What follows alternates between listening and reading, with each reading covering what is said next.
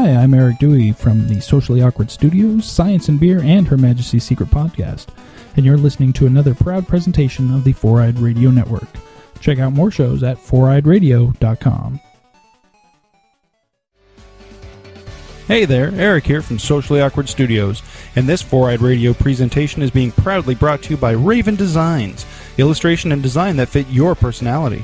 For samples and inquiries, visit ravencruise.com. Starfleet Escape Podcast. Prepare for launch in 3, 2, 1. Enjoy the ride. Welcome to the Starfleet Escape Podcast on the Four-Eyed Radio Network, where we escape into the Star Trek universe. This is episode number 54 and is being recorded on May 6th, 2015. Today's topic, character resurrections. I'm Aaron. And I'm Eric. This episode is brought to you by Revenge Lover, illustration and design that fit your personality. For samples and inquiries, visit revengelover.com. We're back. We are back. And better than ever? Quite possibly. We did kind of upgrade some equipment, at least I did. You've already had one of these for a while now. I have, and I'm very happy with my purchase. So what we're talking about is a new microphone I purchased. Eric has the same one. It's the Blue Yeti microphone. So hopefully our podcast will sound better than ever. Better than ever. Yeah, if I could pronounce English right. It's not better than Ezra. It's better than ever. Yes. So it's been a while since we've released an episode. Our last episode was our tribute to Leonard Nimoy. So let's brighten the mood with talk about how they died and came back to life.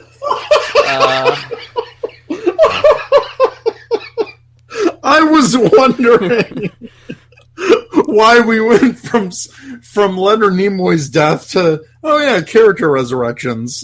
Well, which, I mean, it is how they died and then came back, but we're still dealing with the dying part. Right, so, but who had the best, well, we'll get into it, but Leonard Nimoy had the best character resurrection in Star Trek. Yeah, I think so. And it, as we're going to talk about, it kind of set up a precedence for characters not quite dying, or maybe dying, but somehow coming back. Right. In Star Trek. They're all zombies. Spoiler alert. No, I'm kidding. There's a book about that. Yeah. So why don't we jump into the news, because we have a backlog. Obviously, we weren't going to put every piece of news that we've missed in like a month and a half? No, that'd be too much. That'd be too much. So we have some important tidbits, important enough to mention anyway. So the first one, the official trailer for Star Trek Renegades was released. Now, have you seen this, Eric? I have, and I'm actually really excited for this. It looks good.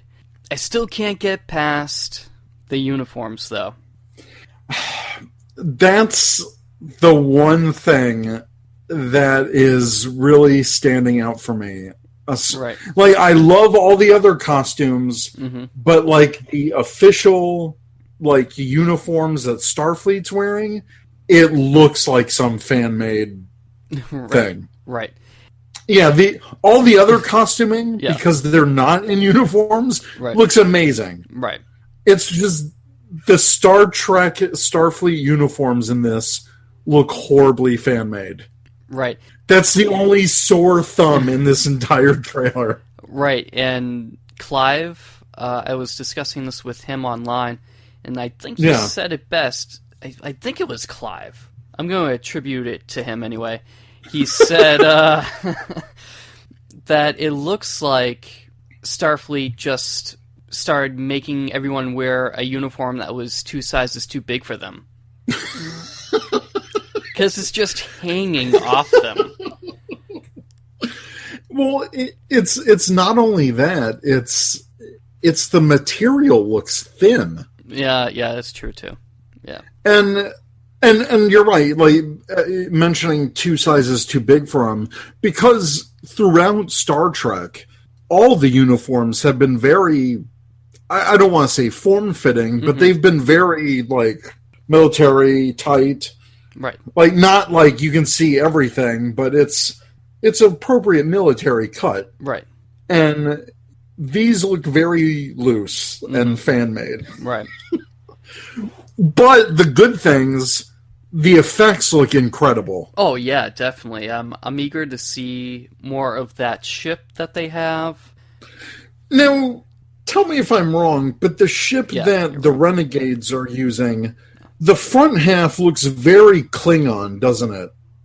That the Renegades are using, it does look like a mixture. Like the nose of it looks like a Klingon battle cruiser front half. From what I remember, like with that forked. Right. I got that impression very quickly. Yeah, I would agree. I haven't seen. But the trailer looks fantastic. The other ship I'm more interested in. That's the Archer. Yeah. Yes. The USS Archer. Yes, that ship I'm a little bit more interested in. But yeah, I'm eager for it. I think it's supposed to come out during this upcoming summer, so it'll be something to look forward to. Definitely. Well, the Vulcan salute is now an iOS emoji and can be used now by copying the emoji and creating a shortcut. Yes. Have you done this, Eric? I have not done this. Oh, I have done it. But now I want to. Yep. So the shortcut I'm using is LLAP, which will autocorrect into the Live Long and Prosper salute. Nice. And now there are this emoji is available in multiple skin tones.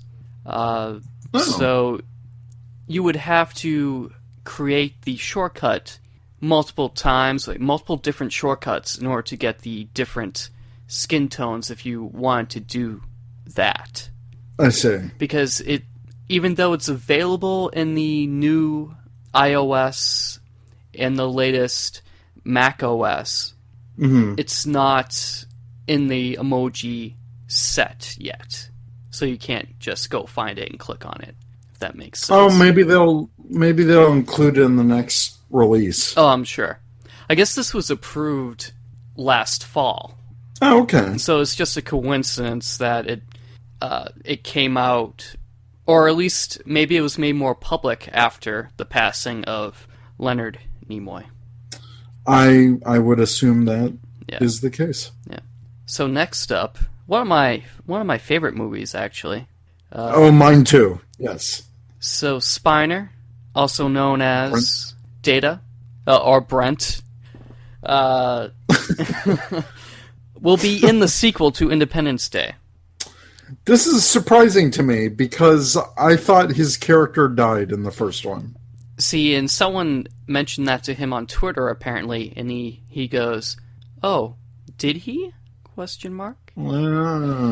don't see him die, you just see him, like, fall down.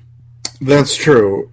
I just thought the alien would have not left anyone alive in there, because the alien used him to communicate to the president and the other people in Area 51. Right.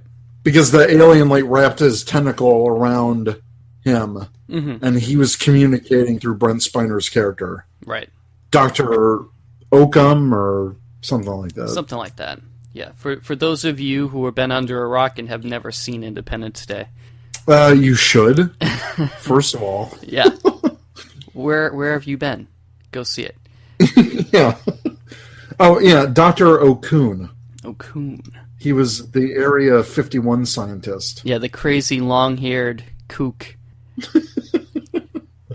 And even back then, because I remember going, that opened, it actually was supposed to open on Independence Day, July 4th, but the movie opened up 2 days earlier. They pushed up the release date, which was my birthday. Okay. So my birthday that year, my dad took all of us to see Independence Day. Nice. I remember in the theater when I first saw Brent Spiner's character, I'm like, oh my god, that's Data. Right. Yeah, exactly. I had the same reaction. So yeah, I'm very excited about Independence Day 2. They've been talking about making this movie for years, and it just never happened until now, when, now everything's being remade and sequelized, and so good to see. That's that. Yeah. Next, Simon Pegg is writing the third movie in the Star Trek reboot series. Rumor has it the working title is called Star Trek Beyond. How do you feel about the title? Well, I hope it goes beyond my expectations. Because, quite frankly, I'm tired of these reboot movies with a bad guy with a really big ship trying to destroy the Earth. That's happened 2 times now. Right. I don't want that. Yeah. And I know Simon Pegg, he's a big Star Trek fan, and I hope he does the movie justice, because apparently he's saying that, this movie will venture further out into the galaxy than we've seen in the previous 2 films, which I hope is the case, because they keep going back to Earth. Right. The farthest they've gone is the Klingon homeworld. And maybe whatever that first contact planet was in Into Darkness. Oh, yeah. Yeah, whatever that was. So, yeah, I mean, they were supposed to be on their 5-year mission in the last one, right? Or no? Correct. Yes. Right? They were going to be assigned the 5-year mission, and at the end they were. Okay. So, yeah, let's get out there and explore. Find the Doomsday Machine... or something. No more planet-killing whatever device. Well, it doesn't have to done be with Earth. that. Oh, yeah, I guess. No. In a movie, anyway. A probe, yeah, they've had a couple of probes. I want to do something, just do something new. Something new. Like, maybe there's some weird mind-tripping, or they have to look inside themselves, or some metaphysical BS. Just anything that's more on a high caliber and not... let's shoot them up, pew, pew, pew. But then, the supposed director is going to be Justin Lin, who did the Fast and the Furious films. So, right. Yeah. So we'll see. I'm very skeptical. Well, I'm hopeful since we have Pegg. I mean... I don't know. All I'm saying is they better do this justice, because it is the 50th anniversary of Star Trek. Right, Don't screw this up. I hope they know that. I hope they know that too. Like, what? It only came out 6 years ago. So moving on. Tim Russ appears in a YouTube video explaining "May the 4th be with you," the Star Wars Day. You've seen this, right, Eric? I've seen this multiple times. Yeah, it's hilarious. It's hysterical. The link will be in our show notes, and or just go on YouTube and search for it after you listen to this show. Go find it. It's funny. I actually have an interesting tidbit about this. Sure. So this was released through the Upright Citizens Brigade. Do you remember their show a long time ago? I've heard on like MTV. I think it was either MTV or Comedy Central. Like a long time ago. The name of the show or the group sounds familiar. I don't think I've seen it. So one of the skits that was in the show, there was kind of like this adult kid. Okay. And he had an obsession with Star Trek Voyager. Okay. And he had a Mr. Tuvok action figure. Because this aired when Voyager was still on the air. And I remember this because I love the Upright Citizens Brigade when they had their comedy show on TV. And I remember laughing a bunch because they had the Mr. Tuvok thing. Right. So that's the only reason I think that they got Tim Russ specifically for this video, was because they mentioned him in a very funny skit on their TV show a few years ago. Well, a number of years ago. Like 20 years ago. God, don't make me feel old. But there's kind of a little Star Trek connection there. A little bit deeper than just having Tim Russ make fun about Star Wars. Right, but which was hysterical, though. It was very hysterical. It was the greatest thing I saw all yesterday. Wait, no. The day before yesterday. On May 4th. Yeah. And Tim Russ is the one who directed Star Trek Renegades. Oh, yeah. It's a Tim Russ production. Very nice. Star Trek Axanar is currently running a calendar design contest along the lines of Ships of the Line. Winners will have their artwork added to the calendar. Runners-up may have their artwork released as a wallpaper. The deadline is June 30th. And for more information, you can go to StarTrekAxanar.com and you'll be able to see the contest link. Yep. So this is apparently to go along with their next Kickstarter campaign that will be starting up shortly to create a budget for filming. Yeah, this is their third Kickstarter. I've participated in the first two. Mm-hmm. Depending on the perks that they have, I'll probably go into the third. So we'll see. Yeah, I think when the calendar gets created, it will be a digital download for those people who donate. So it'll be cool to at least get your name out there for the Axanar fans. Little side note: you can't have any ships or planets that were depicted in Star Trek in your artwork. It has to be all Axanar. Axanar! Or Axanar related, somehow. Interesting. Yeah. So you'd have to use, like, Axanar-era ships? Yeah. That's what it sounds like, which is kind of hard since, I don't know. If you were given access to their 3D models, which I don't believe they're giving anyone access to their 3D models, you could create pretty interesting artwork that way, but I don't think that will happen. Yeah, well, I guess we'll see what fans can come up with. Yeah. So if you're artistic, give it a shot. There you go. Yep, and last on our list here in Saturn news, Grace Lee Whitney passed away. She played Janice Rand in Star Trek, the original series, movies, and an episode of Star Trek Voyager. Yeah, I kind of wish people in Star Trek would stop dying. Well, it's a 50-year property. Yeah, and I know. So, but life goes on. Life goes on. Enjoy it while you're here. And we'll move on to our next segment of the show. Would you buy it? Would you buy this? I would totally buy this. I would too. It's pretty nifty. I'm really thinking about buying this, like literally, like for reals. For reals, it looks pretty.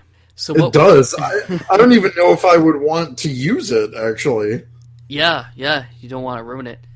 So what are we talking about? We're talking about the USS Enterprise sushi set from ThinkGeek, or available through ThinkGeek for $34.99.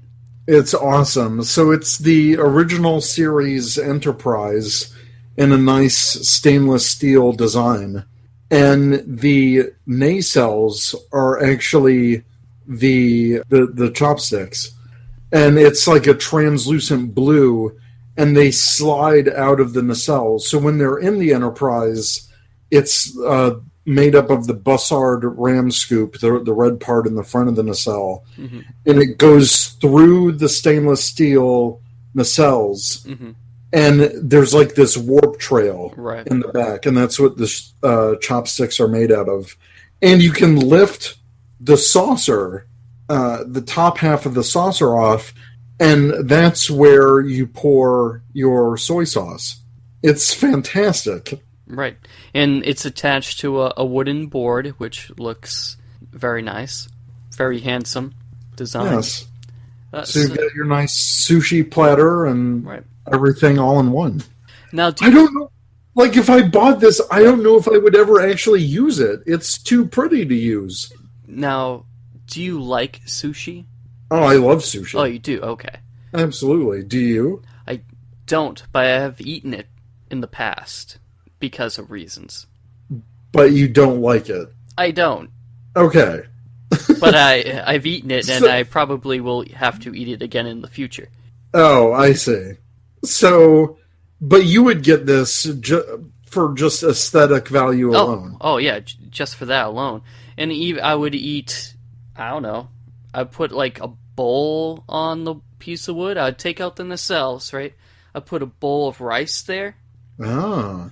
And maybe some kind of sauce, and maybe some other meats that I put in the bowl, and I can use and dip into the little saucer. But see, even if I had this, as much as I love sushi, I don't think I would want to use it. I've got the Enterprise pizza cutter, and I've used that once. I used it once, I cleaned it, never used it again. I use that all the time. It's like just in my utensil drawer, like being scratched up. but to me, it's a nifty collectible. Oh yeah, no, I feel the same way. But you know, at the end of the day, I'm going to use it for what it's meant for. Well, there you go. Yeah, just like the bottle opener, the Enterprise bottle opener that I have. I kind of don't want to use it because the little metal prongs are being like scratched as I'm like popping the lids off my adult beverages. Well, I would totally buy this. Yeah, I would too. In fact, I would probably ask for this as a Christmas present. I think that would be an awesome Christmas gift. I think it would For anyone. Maybe this will make our holiday gift guide. Oh, it definitely will. Definitely will. So, Nice. Moving on to the topic of the show, character resurrections. So this is not a complete list because I know people have died and come back in the episodes, many episodes of the original series, and probably I don't have any Deep Space Nine, I think. It's probably happened in Deep Space Nine, I just can't remember. And I have one here from Voyager. Yes. But these are the most notables, the ones that I remembered, and yeah. All right. We're talking about like main crew. Right. Like the main crew, someone on the main crew has died and has come back. Right.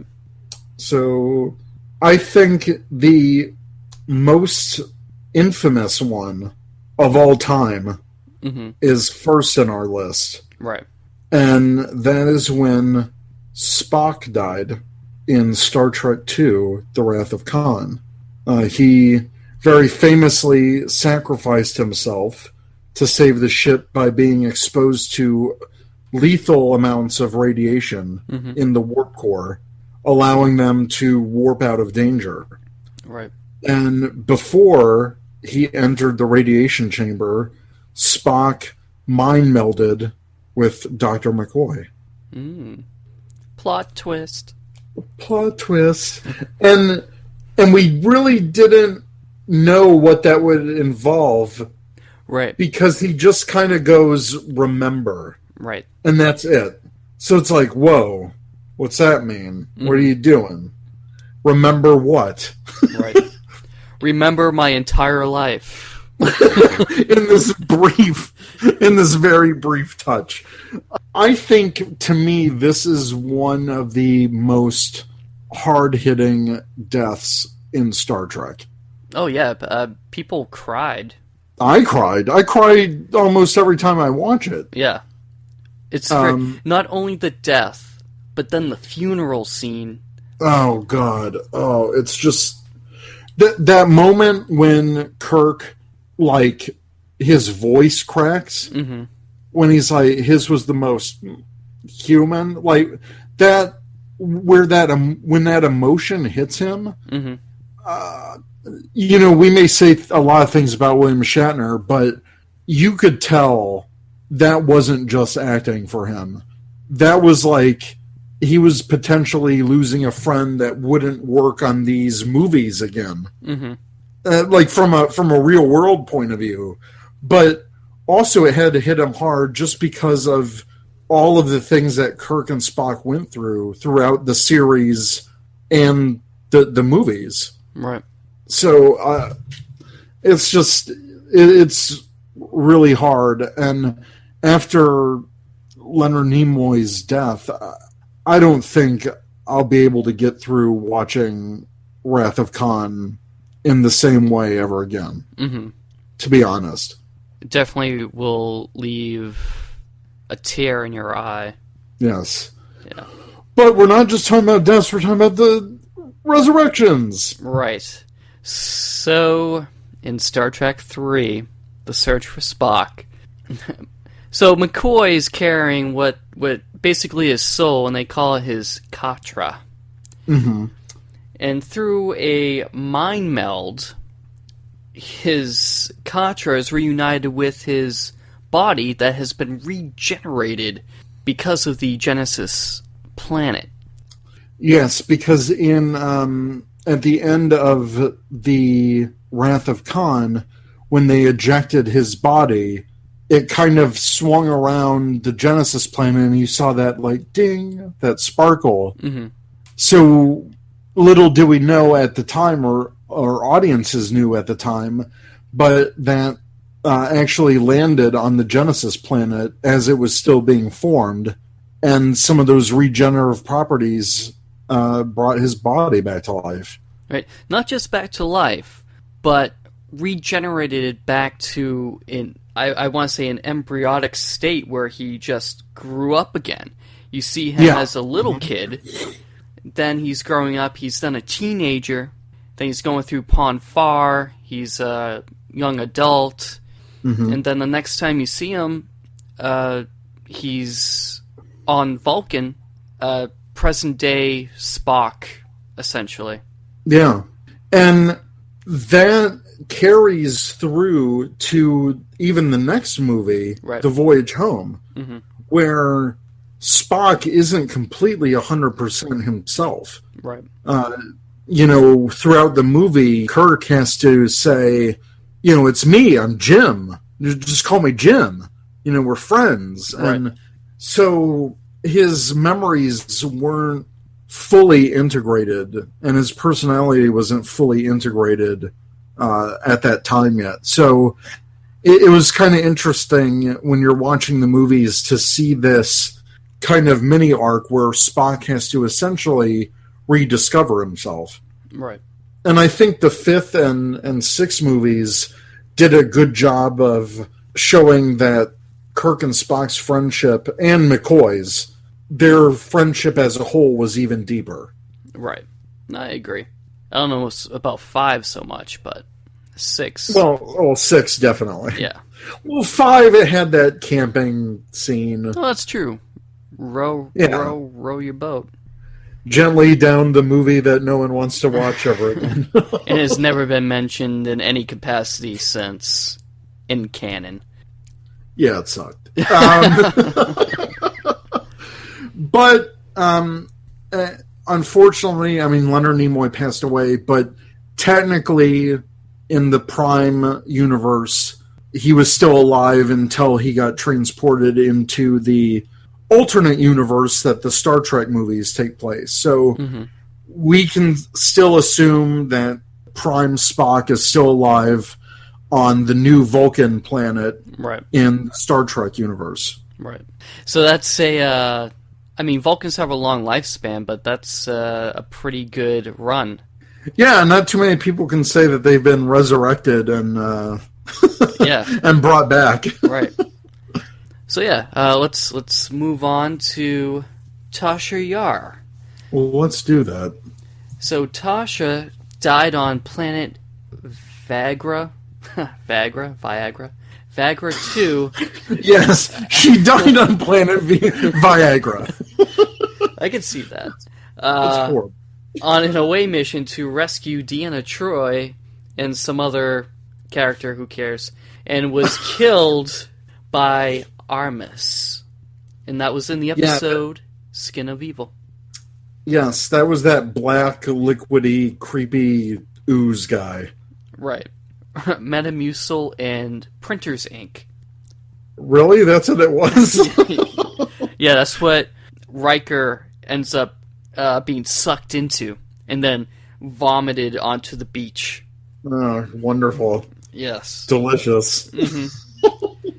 So, LeVar, a little side note, LeVar, this was from, I think it was from Journey's End, the saga of Star Trek The Next Generation, the little behind-the-scenes look that came out just before the final episode of TNG.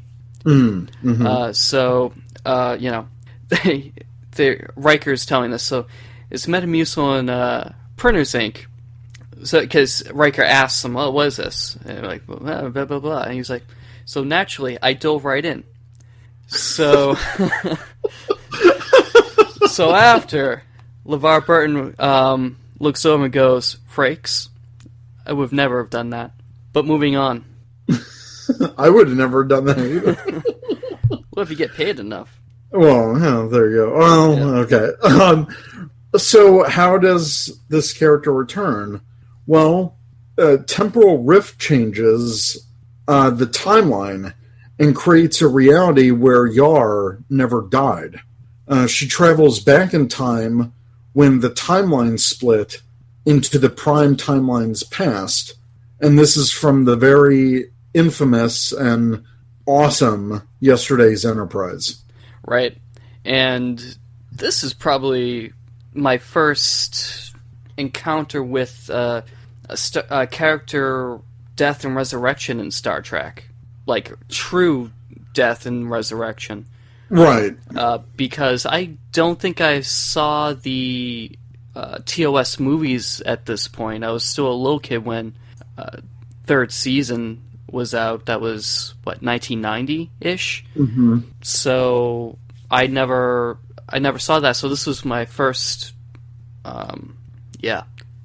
experience with that. And I love this episode, and we did do a supplemental, me and Eric Dewey, on this episode, which you should check out if you have not done so. Yes, you should.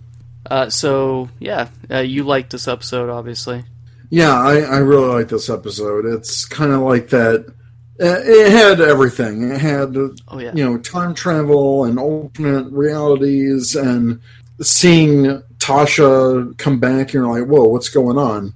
And then she has to go back in time with the Enterprise C, and it's just... Which sets up another chain of events.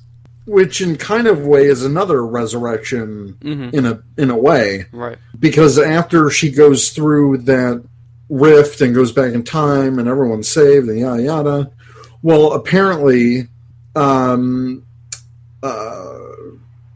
and a Romulan general had a kid, which was Sayla, which was another opportunity for Denise Crosby to come back to TNG, much to the shock of everyone. And it was a great twist. Oh, yeah, definitely. Who would have saw that? But I thought Yesterday's Enterprise was a great way for them to give Tasha Yar a proper send-off. Right. I agree. I think her death was a shock to everyone in Skin of Evil. Well, who would have thought a main character would die in the first season? No one did, and that's what was so surprising. And I think it was just a real shock. And, I don't know the whole behind the scenes of why she left the show. Right. And maybe I'll find that out when I'm going through the new Blu-rays I got. But yeah, I think Yesterday's Enterprise was just a great send-off for her character. And I was so glad that she got to came back as this other character, Sayla, and really show off more of her acting ability as a villain. That was pretty cool. Right. And just the alternate universe, I mean, I love alternate universes, and this alternate universe absolutely. Was so dark and totally unlike the Next Generation. Yeah. And it was kind of a great way for the Next Generation to do a mirror universe type episode without going into the mirror universe, because they never did in their 7 years. Right. So this was a great alternate reality way to do that. Next is Ensign Harry Kim. Voyager was accidentally duplicated by a spatial scission phenomenon, where each... Shut up! So each ship was unaware of the other's existence, and both were tied to a rapidly draining antimatter supply. So the two ships were phased apart from each other. Okay, but they both were using the same antimatter? Yes. Okay. That was how they were connected. Okay. Was through the antimatter supply. So they realized there's like a series of proton bursts because they were trying to get away from the spatial incision. But every time they fired the protons, one of the other ships got badly damaged. I see. So in this, Naomi Wildman died in childbirth on one ship. On one of the Voyagers. Yes, but on the other Voyager, she lived. So we're not only dealing with one death and resurrection, we're dealing with two. So Harry Kim and Naomi Wildman. So the Harry Kim from the damaged Voyager was killed when he was blown away through a hull breach in the ship. So the undamaged ship was forced to self... Hey, I'm not making side comments on the other one. It does suck. You know what also sucks? No, it blows, actually. What's that? You know what also sucks is Tasha dying, so whatever. No, it's sad. It's sad. What's gotten into you, man? Let me get through this. So, when the undamaged ship was forced to self-destruct after being run by Vidian forces, that ship's Harry Kim took the infant Naomi Wildman and transferred to the other ship. So this episode marks the death of the quote-unquote original Harry Kim, who was replaced by a duplicate. So the real Harry Kim's body was apparently left to float in space, though it may have been retrieved at some point off screen. The non-canon game Star Trek Online, with their new Delta pack, suggests that the Kobali rescued his body at some point. And, yeah, so there it is. So, how do you think he would feel knowing that he is a duplicate?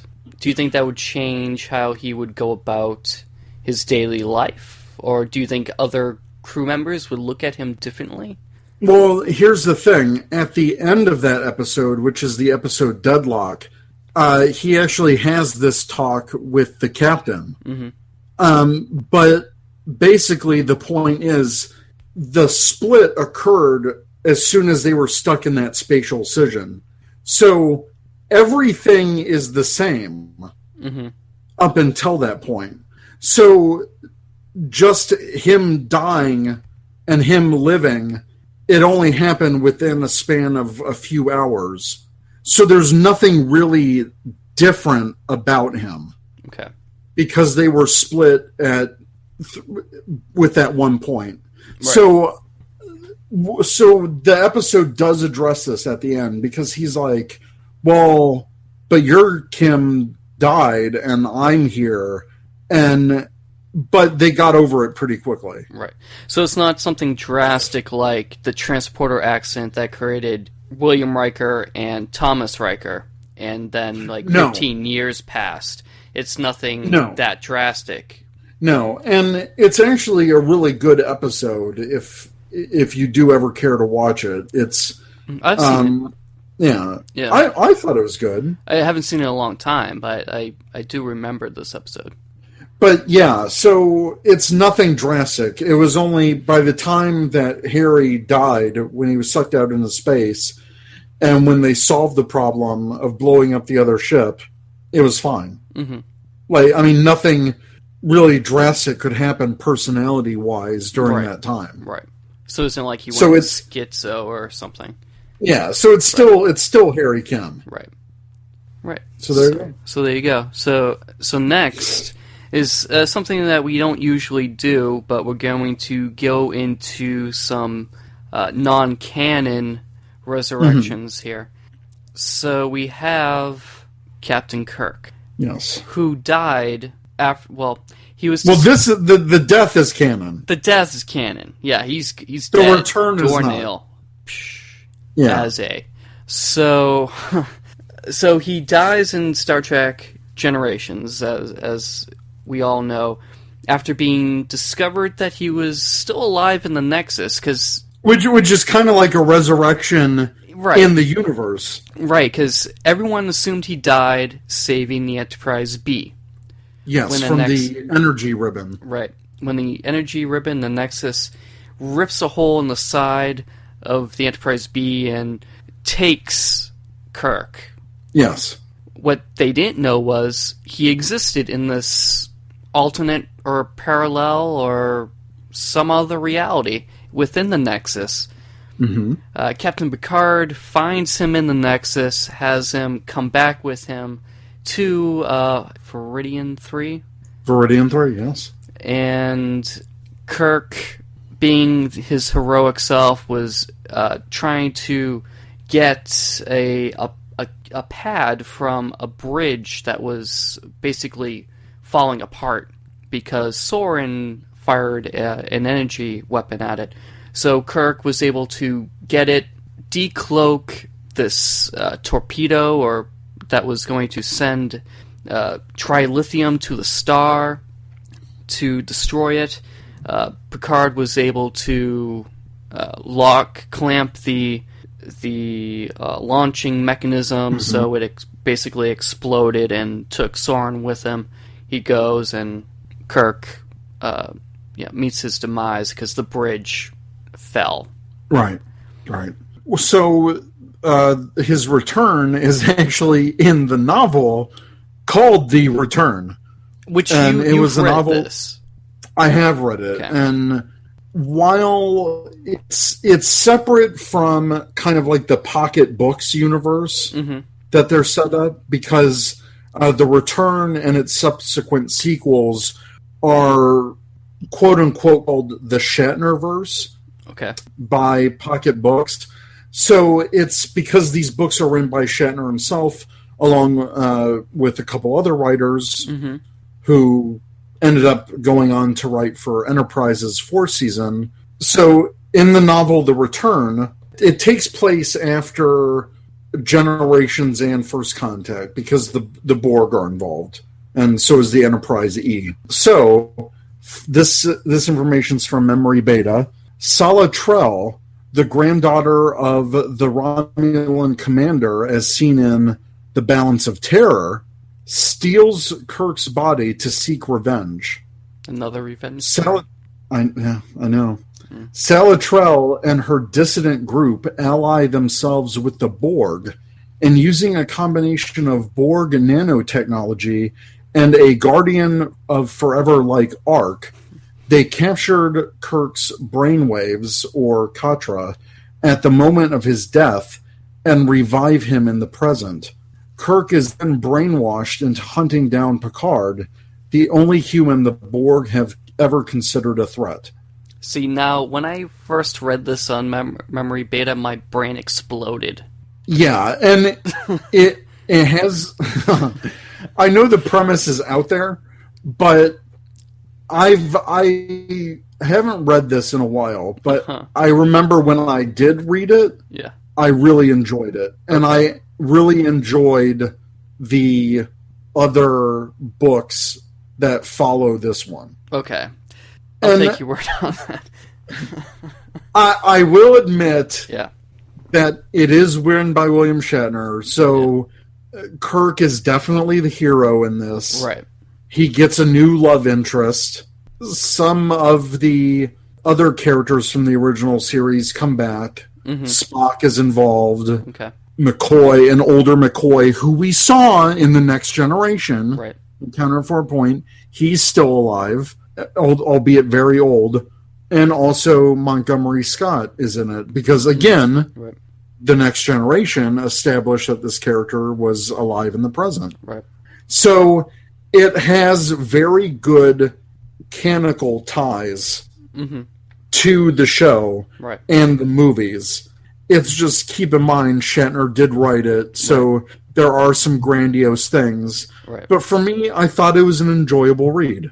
Now, see, I feel like the individual segments from that little synopsis that you just read, I think the individual pieces would make a good story. It's just the mashing of them which seems a little out there. I understand. I do recall there was one sequence in the novel where they had to go to the Borg ship.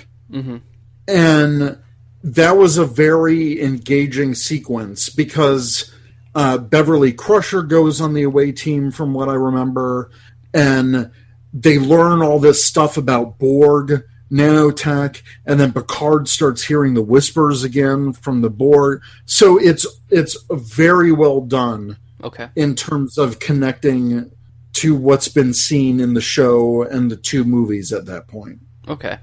And see, some of this seems very Star Trek 09-ish to me, with the Romulans and the Borg.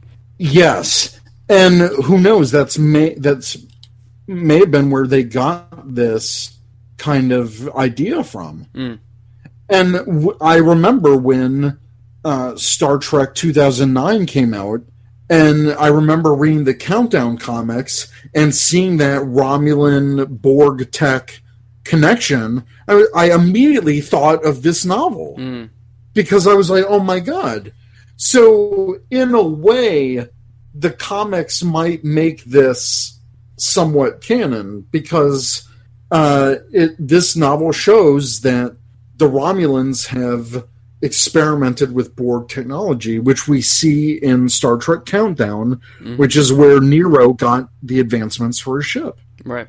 So in a way, it all kind of ties together. But yeah, if you haven't read The Return or its sequels, at the very least, I suggest that you read it. It's entertaining at the least. Right. I'll give it a shot. Yeah, definitely. It's still Star Trek. Right. So next, we'll tackle Kirk again. This time, Say what? This time, the alternate reality Kirk. Oh, that guy. Who died after being exposed to radiation while realigning the warp core manually. Sounds awfully familiar. I feel like we just talked about this. Yeah. Wrath of Khan. Sorry. Speaking of Khan, yes. Kirk, alternate reality Kirk, makes his return by getting... In the same movie. in the same movie, by getting a dose of Khan's magic blood to bring him back to life. Which McCoy found out because of a dead Tribble that was brought back to life. Right. I guess there wasn't enough time to test the other Supermen to see if their blood had the same properties. Which I would imagine. We've talked about this several times. Yeah. So I think original Kirk's death was better. Even though fans hated it, I think it was better than this crap from Into Darkness. I still got a little emotional, though, with this Kirk's death. No, I really didn't. Oh, you didn't? You didn't care? No, I mean, for me, as soon as Khan said, "I am Khan," like that movie just kind of went for me. So yeah, well. I'm getting more jaded. I actually talked to a friend about this. You used to like this movie. You text me like when you saw it. It's like, awesome. And now you're like, oh, I don't care about this movie. Yeah, well, then you watch it a few times and you get pissed off each time. And the more you think about it, it just kind of pisses you off more. Right. No, yeah, sure. Initially when I watch it, I'm like, oh my God, it's so awesome. Yeah. But, when you critically sit down and think about it, it's crap. Right. Right. I mean, it's well done technically, but I'm not going into this. Right. Yeah. I'm not going into this. We won't have a debate on Into Darkness. No. This isn't the time or the place. This isn't the time to be talking about time. We don't have the time because we're moving on to the next death. No. This time is Data. This is his first death. His first death.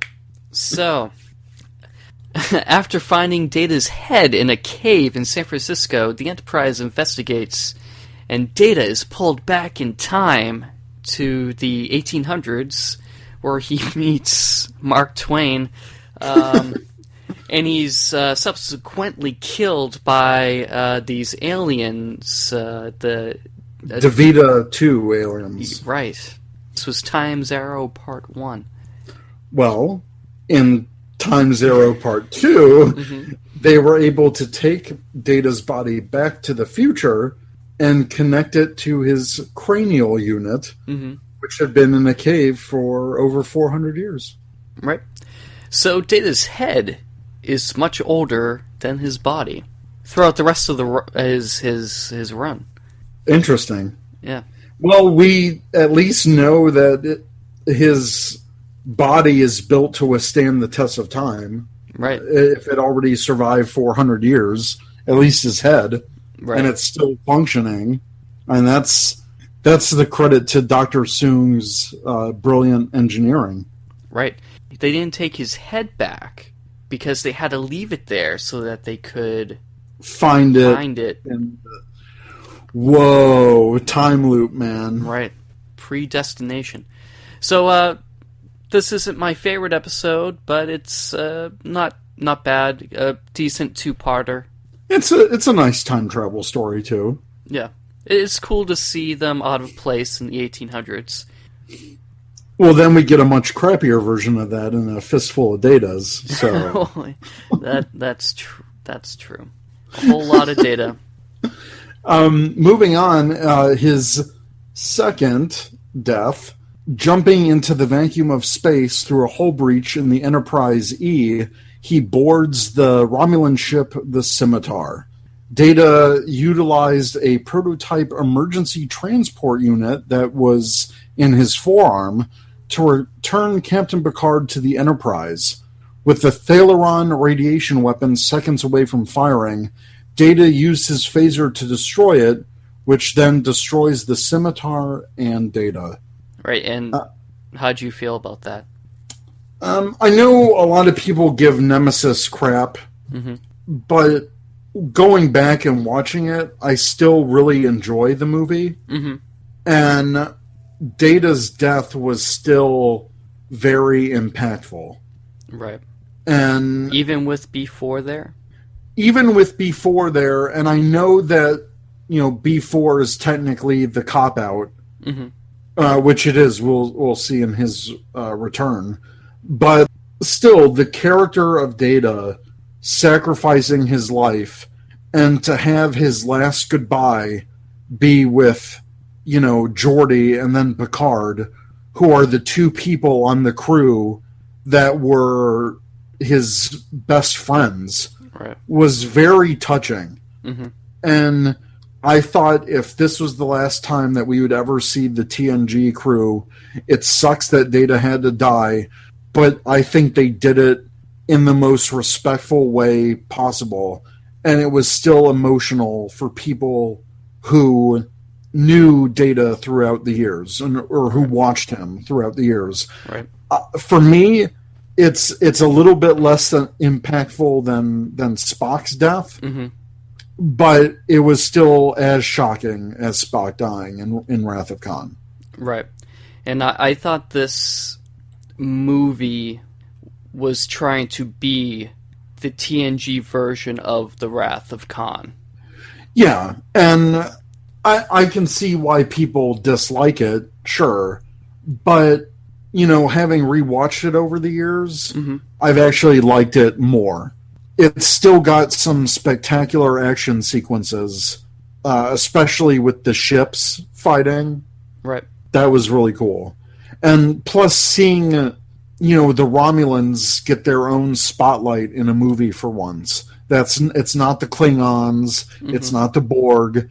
The Romulans finally get their own type of movie in the Star Trek movie franchise, which I thought was great. So that's why I actually found it kind of funny when Romulans were the bad guy again when Star Trek 09 came about. Right. So, no. I see. So his return again is non-canon? In a way, because some people consider Countdown to be canon. I suppose. This is comic. also in the Star Trek Online universe. Okay. But after an extensive study at the Soong Foundation by a dedicated science team and Geordi LaForge, the group managed to unravel the Data Matrix, allowing for all of Data's memories, personality, and experiences to override B4. When the restored Data first gained consciousness, he objected to the fact that his restoration was at B4's expense and immediately attempted to destroy his own consciousness to preserve B4. However, B4 sacrificed himself to preserve Data from dying. Through this, the android was able to help the Soong Foundation in upgrading the positronic brain and help in the recreation of the emotion chip originally developed by Dr. Soong. Yeah, and then Data was able to continue his Starfleet career and be another captain of the Enterprise. Indeed. So if this story was filmed, would you be happy with his resurrection? Yeah, I mean, because if there was another movie, I mean, they were setting it up anyway in Nemesis, with Data downloading all of his consciousness into B4 anyway. Right. So everything was already there canonically to happen. Yeah. So if they film this and that's what happened, I would be more interested to see a movie that focuses on that moral decision and that moral argument. Mm-hmm. And then B4 actually saying, or basically B4 sacrificing himself. Maybe he doesn't feel that he'll ever, grow, and he's sacrificing himself so that Data, who's maybe the better android, can continue living, which might be a really touching story if they did it right. And I feel if they had the right writers behind it, it could be maybe even an interesting follow-up to A Measure of a Man. Interesting. Yeah. So I feel that if they did something like that, it could be a really thought-provoking movie or at least a side story. So, yeah. Interesting. Now, I would imagine, couldn't B4's essence, his memories and experiences be downloaded into a computer and stored for potential resurrection itself into another Soong-type android that they could have been working on? Maybe, and maybe B4 doesn't have to sacrifice himself. Maybe this Soong Foundation can store his consciousness in maybe like some kind of positronic memory core or something. Right. And if there is this Soong Foundation, maybe they could build another body. Mm-hmm. And B4 could live too. And this is, I mean, Data is, he is an android. He's artificial. His brain is electronic. Couldn't you dual boot, essentially? Like, you can dual boot a computer into Windows or Linux. So you're suggesting almost have a split personality in Data. Right. Which we've seen before. We've seen in the episode Masks, Data has had multiple personalities within him. But the thing about that is, even in humans, split personality is considered a disorder. Right, so I wouldn't say having them run at the same time. Right, but but then you get into the question of when would Data decide to switch control over to B4? When would B4 switch control of Data? Right. Would it be an equal shared time thing? How would that impact his duties? Right. There's multiple questions that come up. If he had this, could he still serve as a member of Starfleet? That's a lot to consider. That's true. And the possibilities are pretty fascinating. Yeah, definitely. And maybe B4 thought that that's why he could sacrifice himself, so that Data could not be worried about him or have to deal with the split personality scenario. Mm-hmm. I don't know, but I think it's a ripe opportunity for some interesting storytelling. I agree. And definitely shows growth in the B4 character from a simpleton. Which makes it even more tragic if B4 sacrificed himself. Right. Because sacrificing yourself for someone is a very human trait. Mm-hmm. And again, that's why I think this could be an amazing kind of sequel to Measure of a Man. Right. If done right. So that's my thoughts. Someone get a Kickstarter ready. Yeah. And then credit us. Okay, so I mean, those are a few of the resurrections that we felt were the best, let's say, in the Star Trek universe. Yeah. The most impactful, at least. Right. So, moving on to the next segment of the show. The next. Subspace channels. And this question, if you could bring any Star Trek character back for one more appearance, who would it be? Oh, wow. This is a tough one. Mm-hmm. Who would you pick? I would pick Data. Oh. He's by far my favorite character in all of Star Trek. Wow, who would I pick? There's just so much. You know what? I would actually like to see Archer come back one more time. Okay. I would like to see something that's not the final episode of Enterprise. Mm-hmm. and if he could be the only character that's brought back, maybe some type of thing where he's recounting his memoirs before he dies. Right. Something like that. I really like Scott Bakula. I like Enterprise. I think Enterprise deserves a better send-off than it got. Right. So if I could see one more character come back for one more appearance, I would like to see Archer come back. I mean, in something that could be done, and we kind of seen it. It's with Prelude to Axanar, that little historical document there. You could do something like that for the Romulan Wars and have Archer and the Enterprise crew, and even Saval again. Yeah, recounting their experiences. Oh yeah, absolutely. I'd love that. Yeah. Let's get that Kickstarter going too. Let's get this done. Yeah, we're making some Kickstarter suggestions. So get on it. Get up on it. So yeah, I that's a good choice, Archer. Yeah. Yeah. Yeah. Damn right, it's a good choice. I made it. Yeah. True that. I'm glad you didn't pick, like, let's say, I don't know, Neelix. Yeah, Neelix. Tuvix. You didn't pick Tuvix to come back. You know, funny enough, one of my first thoughts when thinking about this was Neelix. I actually really like Neelix. He's an interesting character. He's outside the mold. Yeah. But he did get a nice goodbye in Voyager. Yeah, that's true. All right. So moving on to Google+, Tom Osborne said James Doohan's Scotty. It's a good choice. It's a very good choice. Next, our friend Clive Burrell from Some Kind of Star Trek says easy. Tom Riker. Love Second Chances and Defiant is one of my favorite DS9s.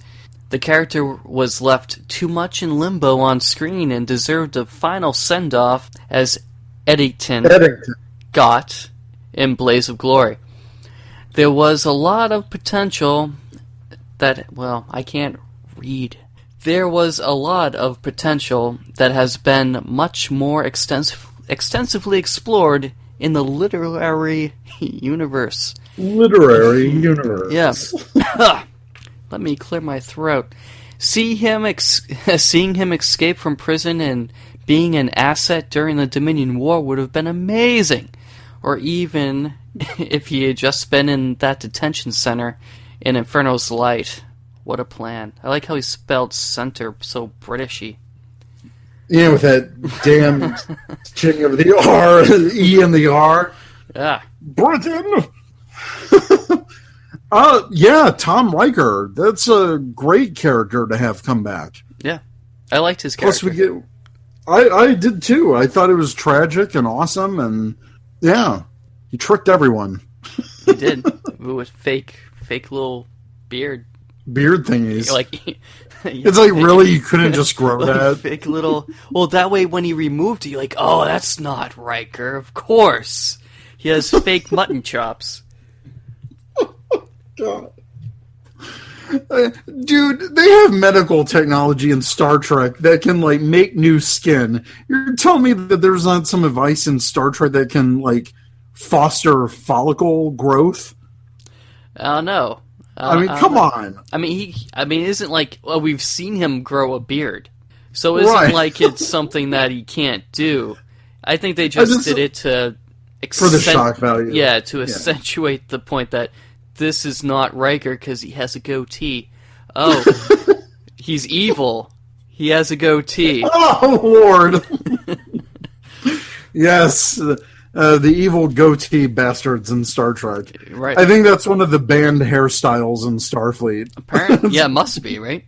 Just don't... You can have a beard, just no goatees. That's the universal symbol for evil. Apparently.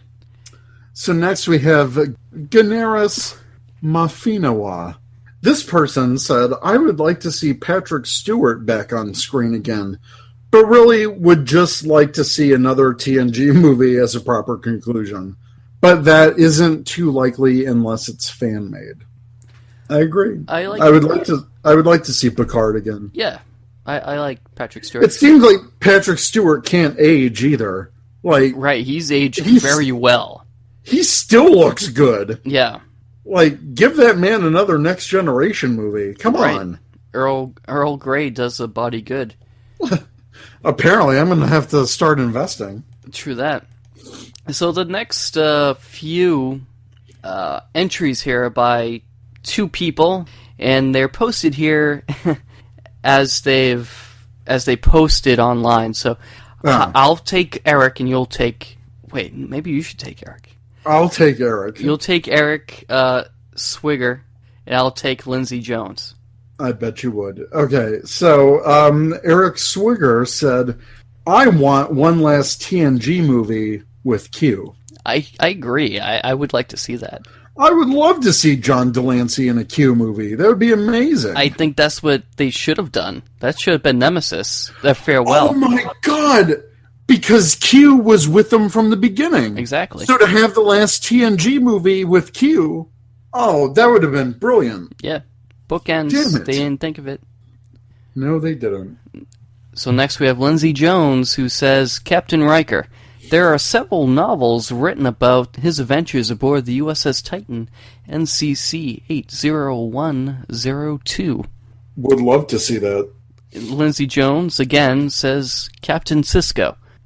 Another great one. And then Eric Swigger says, Riker and Sisko meet up with Janeway, and they all go back in time to save Archer from a crazed, portable, wormhole-wielding Picard. Then you have all the captains. Yeah. It'll be one crazy thing. I don't know. I don't think I actually don't want to see that happen at all. But, okay. And next, Lindsay, again, she says, Captain John Harriman. Yeah, I would like to see him when he's not an incompetent dork. Yeah, not on a Tuesday. Or maybe actually, maybe on Tuesday. I want to see him on Tuesday. When all the stuff's actually installed? When all the stuff gets there, yeah. And maybe all the stuff being there will make him a good captain. Yeah. Okay.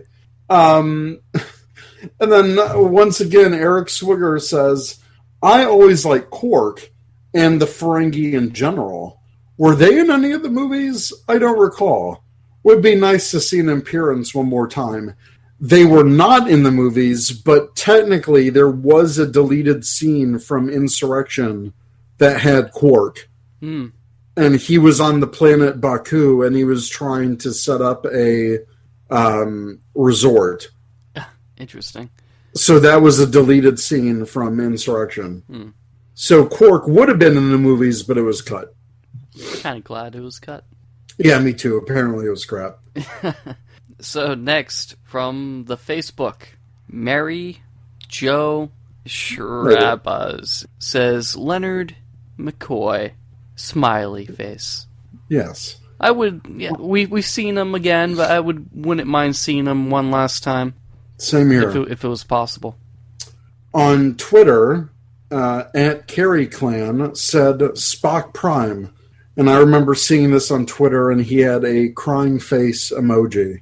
Mm. And I remember responding to him saying, the feels. Right. So, yeah.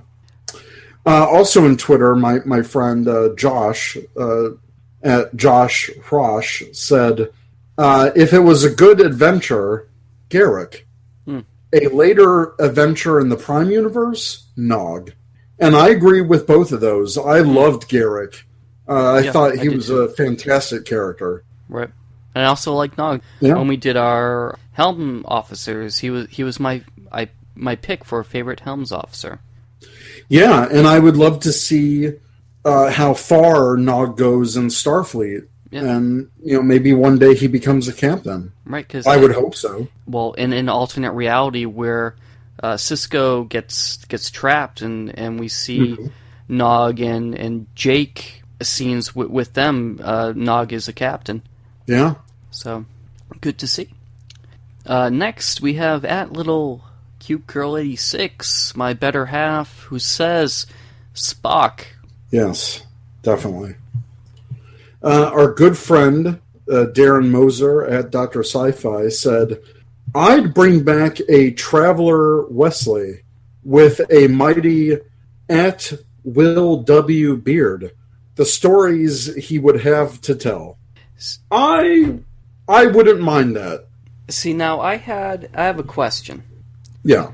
So now Wesley has the beard. Yes. Would that make him more or less like Hugh? Because follow me. You have to follow me on this. Okay. My logic. Now, Q was interested in Riker before he had the beard. Then when he had the beard, he wasn't interested in him anymore because he lost something. Okay. So you could see that this is dumb right off the bat. But of course. I'm just saying, why is he growing the beard? Is there any reason why the time-traveling Wesley, or not the time-traveling Wesley, I guess he could travel through time, the Traveler Wesley would be growing a beard? Well, I think since I've been rewatching the first season, Wesley always kind of really liked Riker, because Riker stood up for him, right? Even when Picard didn't at first, and Riker was one of the first Starfleet officers on Farpoint that Wesley met. Mm-hmm.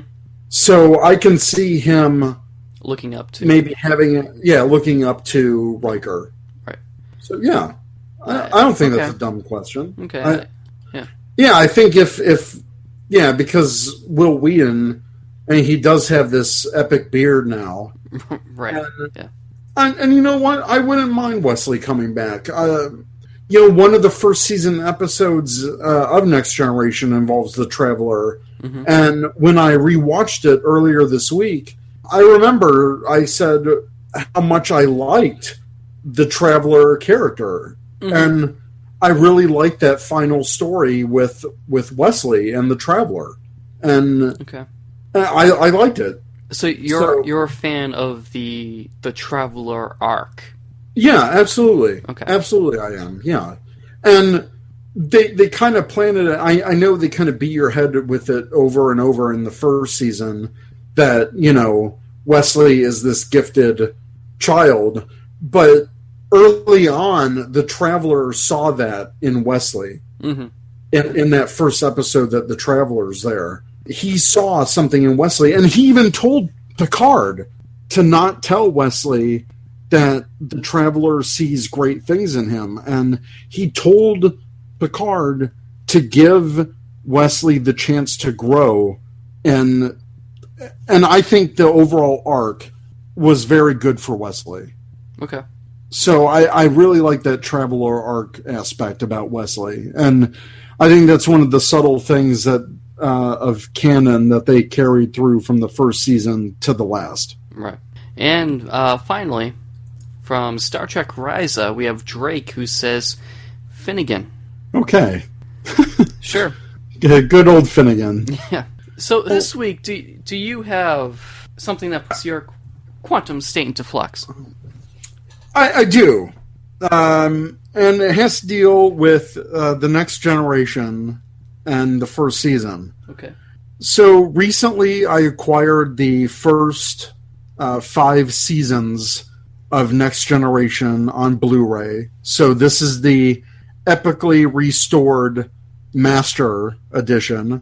And some of these first season episodes, so I'm going through in order. And for some of these episodes, it's the first time I've watched these episodes in decades. Like a couple decades. Maybe, if not, since the first airing. Oh, wow. Obviously, some of these episodes, choice select episodes in the first season, I've watched since because they're the best ones of the first season. So, of course, you watch those over and over. But the ones, whoa, you don't. All right, I'll be straight up right now. What's got in my quantum state of flux is how bad the majority of the first season of TNG is. Okay.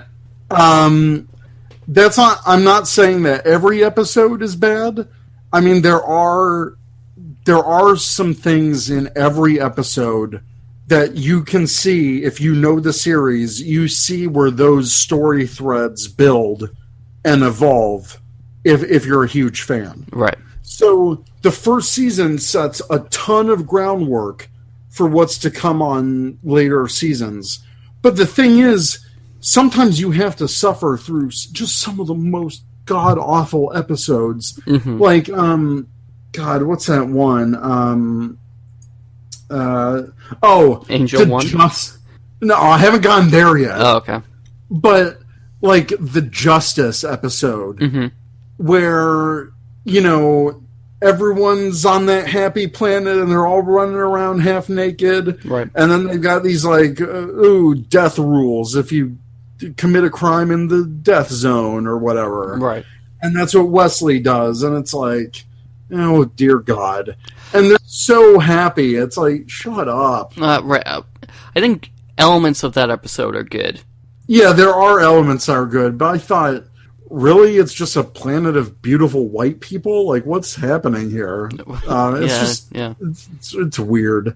Another one, I thought the Ferengi, like in the last Outpost. Yeah. It's not that the episode was bad. Right. Like, I liked that the Ferengi, I mean, at least the Ferengi Daemon in this episode was just snarling and he was very vicious. Mm-hmm. But then when they got on the planet, they're always like, ugh, and they're all like, and, yeah. They have always had their hands up like this and they're just, and they suck. It's like, this is right. Horrible.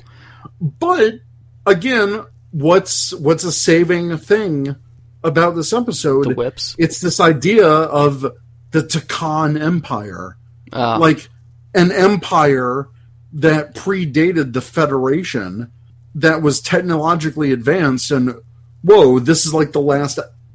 It was the last outpost mm-hmm. of the Takan Empire, and what intrigued me about the last part of that episode was, Riker passed the test or whatever, but the guardian of the Takan Empire said, I'll be here if you need me.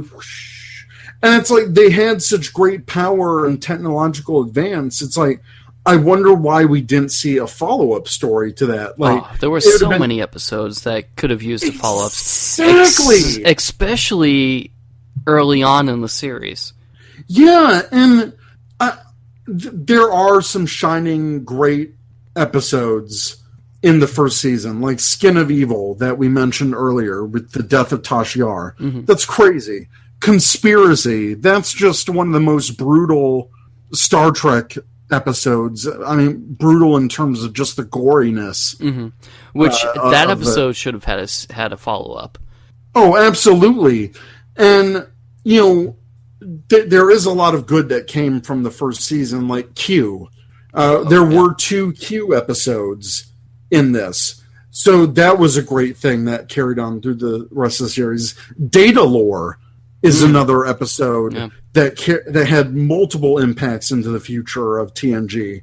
So there are good examples, but there are just some moments and some episodes in the first season that are just absolute crap. And it sucks for such a great series like The Next Generation. Yeah.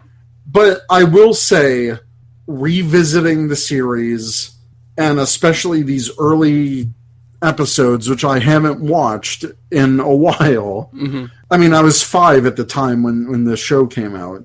And so I do remember some of these, and I did go back when I was later and watch some of these, obviously through syndication and reruns. But again, there's just some stinkers in here, and it's a shame. But I will say it is easier to watch these early episodes with the remastered graphics, because I don't care how crap of an suck in HD. Yeah, it sucks, but it looks really great in HD. So that's what has lately been putting my quantum state into flux. I see. So that would be your selling pitch for anyone buying the first season Blu-ray. It sucks, but it's HD. No. How are the extras? Have you watched the extras? The extras are fantastic. Okay. And like I said, if you're a Star Trek purist or even just a new fan, take some of the first season with a grain of salt. I mean, everyone else did. Consider it was the late 80s. There are some very 80s hairstyles.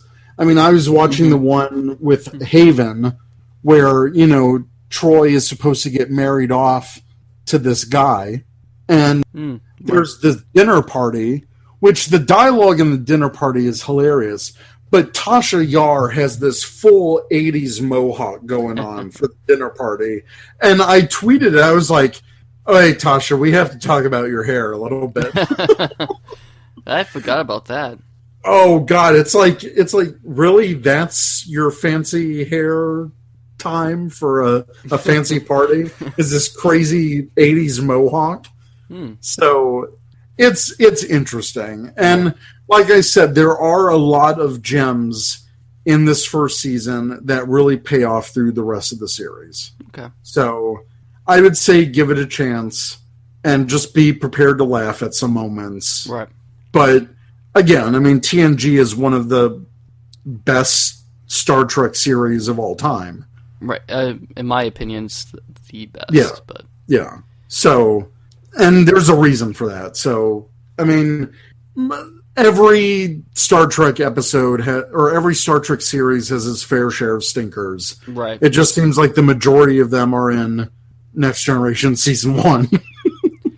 I would even say in Deep Space Nine, the first couple of seasons were... The first couple seasons of Deep Space Nine are hard to get through. Yeah.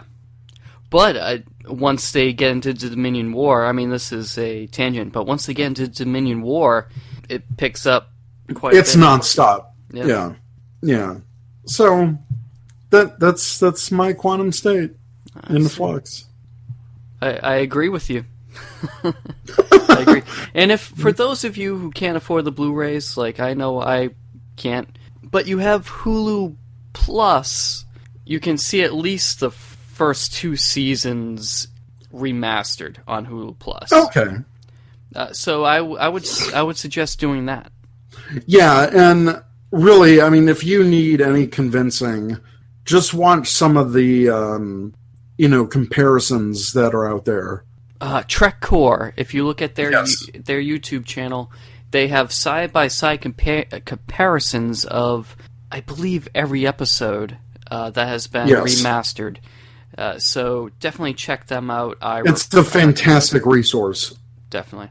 And if that doesn't convince you of the restoration efforts, I don't know what will. Like, it's beautiful. If you can afford it, definitely try to go all in on these, because CBS, and they've done a fantastic job with this, and it's probably the best looking Star Trek ever, aside from maybe Enterprise, in terms of HD. Right. So, there you go. There you go. So thank you all for listening. Our resurrection, our return to... So that's why you did this. I get it now. Yes, our return to podcasting. At least for this show, Eric has been keeping up with his Power Rangers show. If anyone's interested, you should check that out. Ranger Command Power Hour on the Four Eyed Radio Network, where you can find a ton of great shows like the Long Box Cast or the Fro Show, or even Socially Awkward. So there you go. Yeah, so check them out. So, Eric, if we want to keep up with you during the times you're not podcasting, how would we do that? Yes, you can follow me on Twitter and Instagram, and to a lesser extent, Star Trek Ryza, at TrekkieB47. Mm-hmm. Mainly Twitter, though. I mean, if you want Eric Berry all the time, check out TrekkieB47 on Twitter. Sounds good. And if you would like to keep up with my ongoings, you can find me on the Twitter and Star Trek Ryza, and also on Instagram if you search at Nova Charter. Awesome. So until next time, we will catch you later. Trek you later. Trek you later. Who needs a calculator? Get my Trekulator. Dude, good lord.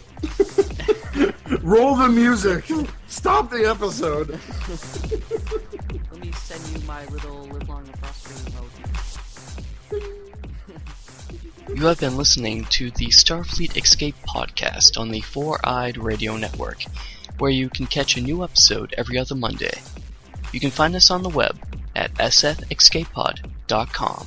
Follow us on Twitter at sfescapepod. Like us on Facebook.com/sfescapepod. And add us to your circle on Google Plus by going to google.sfescapepod.com.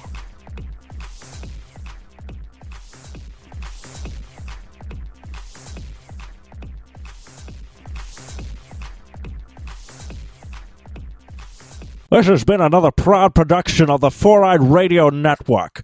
You want to see more shows, go check out www.foureyedradio.com, you winkers.